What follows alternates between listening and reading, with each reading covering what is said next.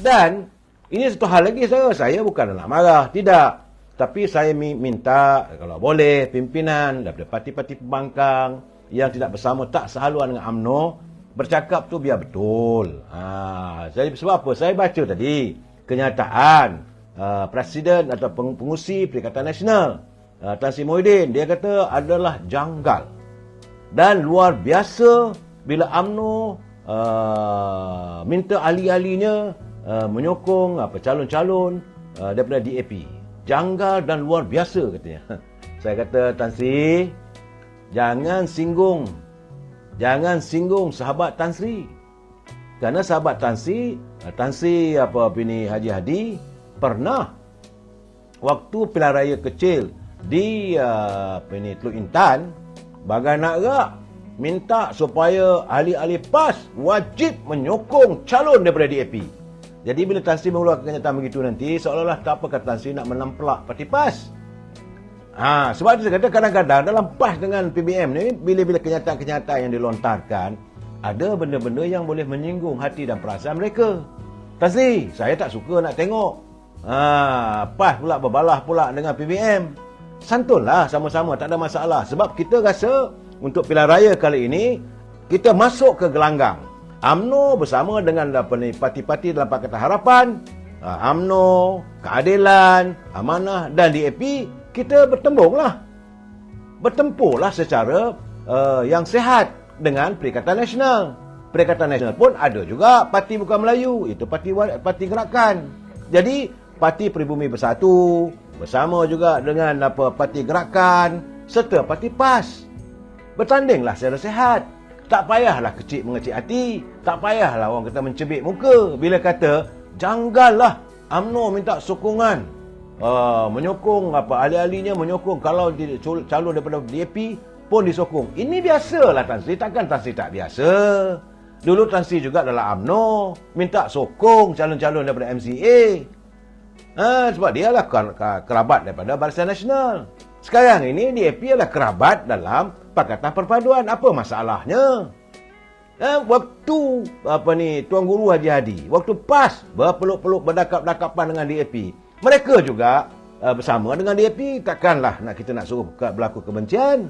Dan Tan Sri juga biasa sepentas bersama dengan DAP. Apa yang kata janggalnya? Bukankah Tan Sri juga dah asal daripada UMNO? Saya rasa ini Tan Sri, saya beritahu kepada teman-teman, kadang-kadang mereka melontarkan pandangan, buah fikiran yang nak kata tak masuk akal, tidak, tapi tidak berpijak di bumi nyata. Asalkan boleh dispin, asalkan boleh dipusing pemikiran rakyat, mereka lakukan. Itu gambaran yang saya lihat. Bagi saya tak ada kisah pun. Saya bukan nak mengulangi, tetapi jangan lupa, Parti Gerakan adalah parti yang cukup chauvinis. Malahan apabila Tan Sri Haji Hadi Awang menandatangani deklarasi rakyat dengan Tan Sri dan dengan Dr. Mahathir, Gerakan yang menentang. Malahan mengatakan tak apa besar kemungkinan kalau ini keadaannya kami akan tarik sokongan. Kita tak mahu. Saya mahu biarlah. Solid sana, kita di sini dan kita bertempur. Itulah cerita dia. Betul saudara Jaka Linglong, bahawa Bersatu pun pernah menyokong DAP. Jadi apa yang janggalnya? Jadi apa sahaja yang UMNO buat semua tak betul. Tak betul tu. Kalau apa sahaja yang UMNO lakukan dianggap tidak betul, itu tak betul. Sejarahnya kita dengan DAP baru pun 5 bulan. Baru 5 bulan je kita dalam menyantuni untuk berbaik-baik. Tapi saya tahu bahawa tujuannya supaya kita berpecah dengan DAP agar pengundi-pengundi Bukan Melayu tidak bersama dengan menyokong UMNO ataupun Barisan Nasional. Itu keadaan. Jadi matlamatnya kita boleh baca. Bagi saya tak payahlah kita nak bermain dengan isu politik resis lah. Ini perkauman ni saudara, cukup-cukuplah. Jangan kita membakar lagi suasana politik negara kita. Kita sepatutnya berusaha untuk menyantuni agar politik negara kita ini sentiasa dalam keadaan yang harmonis. Bertandinglah. Semalam Datuk Seri Anwar Ibrahim telah pun menerima kunjungan hormat daripada pengerusi Jadual Tetap Kongres Rakyat Kebangsaan Cina yang ke-14, Zhao Leji. Ini tanda-tandanya saudara, wang dah mula nak masuk. Apabila ini pengurusi jawatankuasa tetap Kongres Rakyat Cina sudah pun datang, berbual dan beliau akan berada di negara ini selama 3 hari. Untuk meninjau bagaimanakah caranya pelaburan yang sejumlah 170 bilion itu dapat terlaksana. Jadi memang negara China minat untuk melabur dalam negara kita, terutama di bidang pelaburan, bidang pendidikan, kerjasama antara universiti serta pendidikan dan pembangunan. Itu katanya. Dan saya melihat bahawa sinar semakin menampak.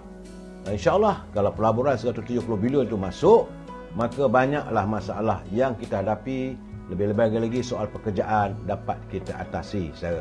Kerana menurut Datuk Seri Anwar Ibrahim katanya Presiden Xi juga bersetuju supaya Malaysia dan China meneruskan pertukaran lawatan di peringkat tinggi dengan sasaran untuk mengukuhkan lagi hubungan dua hala yang telah ditingkatkan kepada perkongsian strategik komprehensif untuk tahun ini.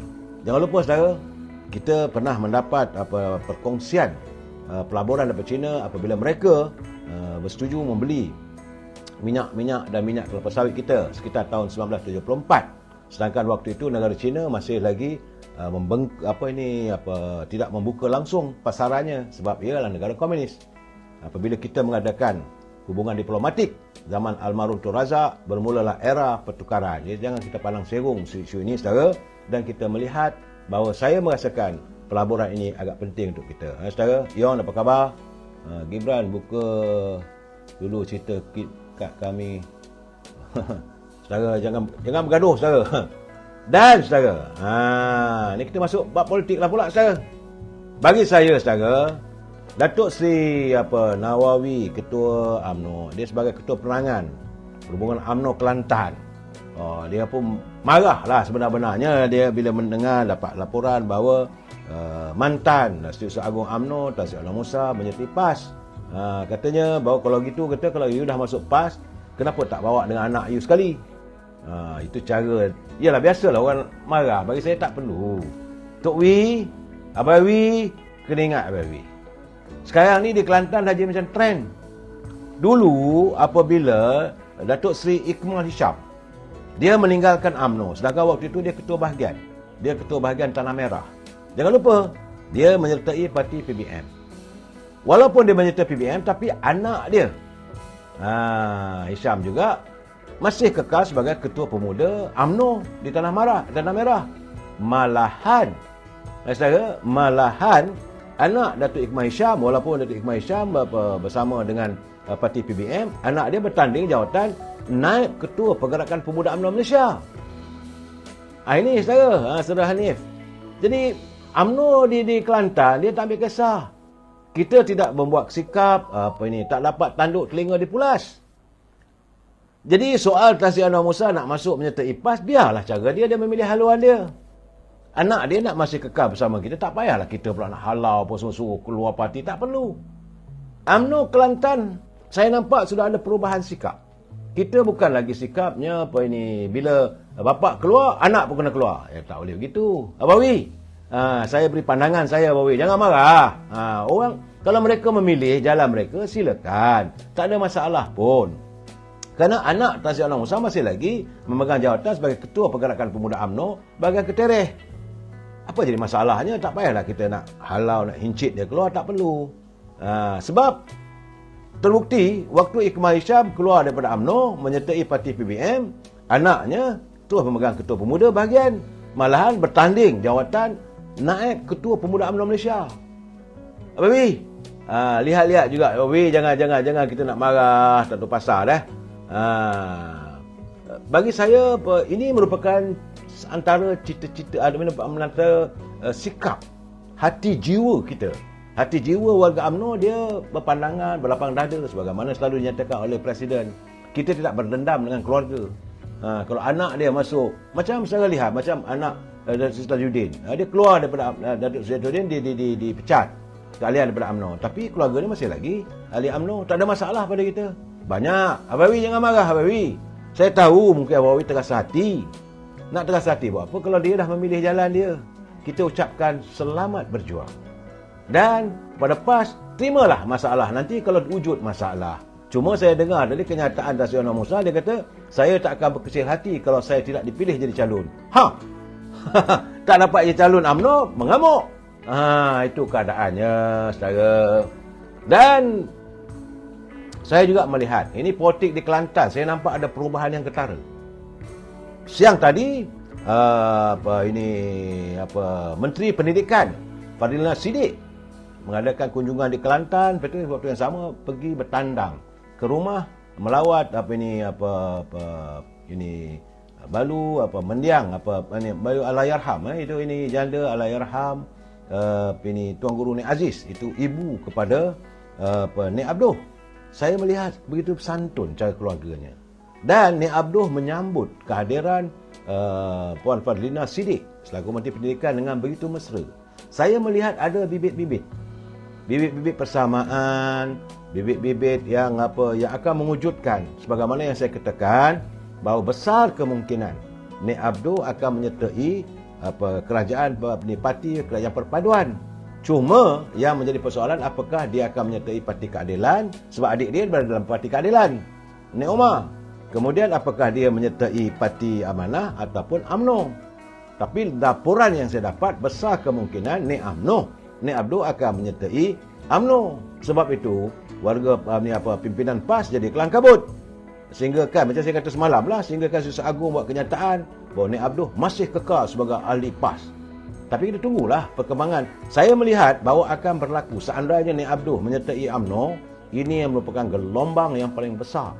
Yang dikatakan gelombang rakyat akan berlaku di Kelantan. Sabar, tunggu. Jadi Abawi jangan marah. Tak payah duk pusing-pusing dah. Ya, saudara.